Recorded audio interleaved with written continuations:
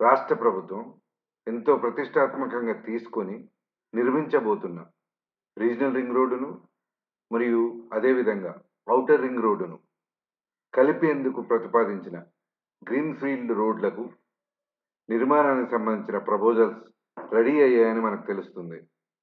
అయితే ఈ వర్క్ అంతటిని హెచ్ఎండిఏకి చెందిన హైదరాబాద్ గ్రోత్ కారిడార్ కార్పొరేషన్ చేయబోతుంది. అయితే ఔటర్ రింగ్ రోడ్డుకు 17 ఎగ్జిట్స్ పాయింట్స్ ఉంటే గనక వాటిలో 9 ఎగ్జిట్ పాయింట్ల నుండి గ్రీన్‌ఫీల్డ్ రోడ్లను నిర్మించబోతున్నారు.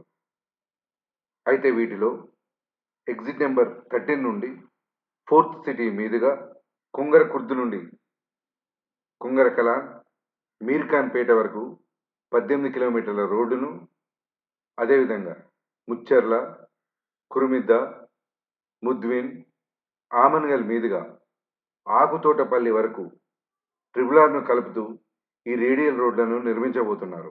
అయితే వీటికి సంబంధించిన భూసేకరణ నోటిఫికేషన్ కూడా జారీ అయింది. కొన్ని చోట్ల